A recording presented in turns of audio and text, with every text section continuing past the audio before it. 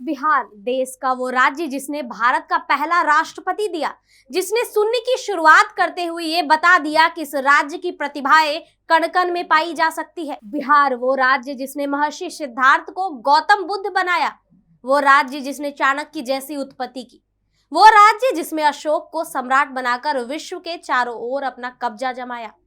आज वहीं के लोग पलायन करने को मजबूर हैं। सवाल है आखिर क्यों?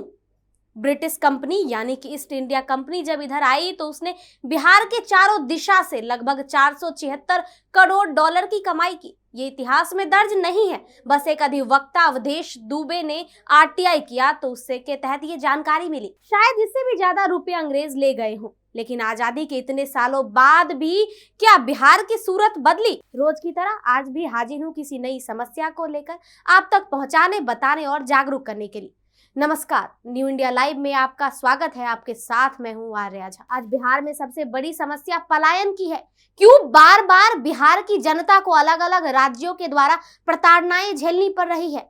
दरअसल आपने भी देखी होगी, जब कोरोना का दौर चल रहा था उस समय भी जब देखने को मिला कि भारत के अन्य राज्यों में रह रहे बिहारी पुनः बिहार पलायन कर रहे थे। बिहार में रहो तो काम न मिले, पलायन करो तो जान पे पड़े। ये एक कहावत नहीं है, सच्चाई है बिहारियों की बदहाली का।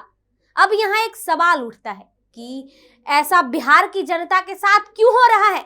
कब तक जनता ऐसी स्थिति का सामना करती रहेगी? ऐसी नौबत क्यों आए?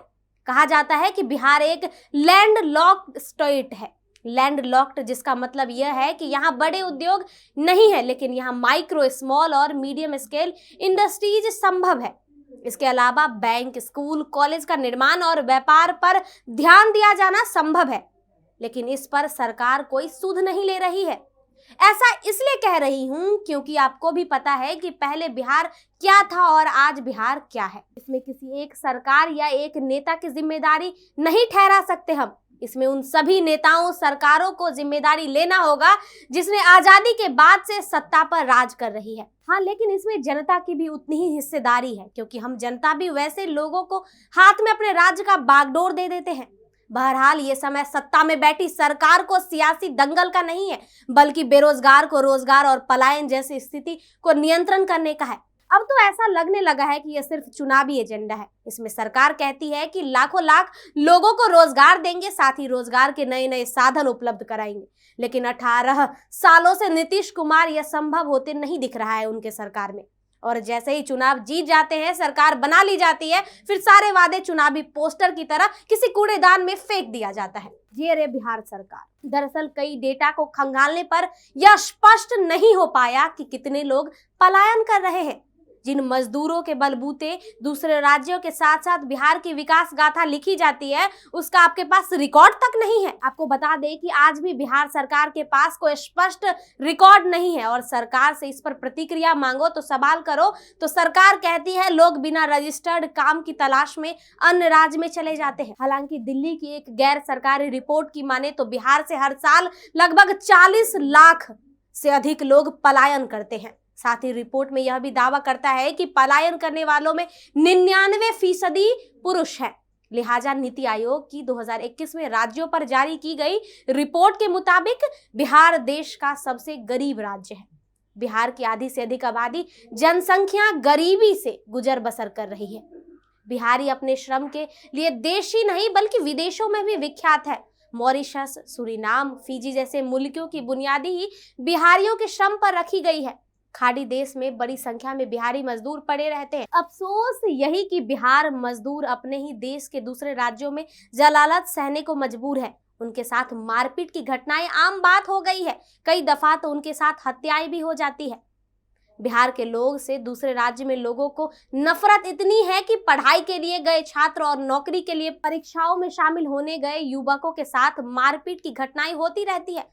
आश्चर्य इस बात पर होता है कि इन हालातों में बिहार से आती जाती सरकार वाकिफ तो है, लेकिन इस पर कोई अंकुश लगे, इस पर कोई ठोस काम नहीं हो पा रहा है।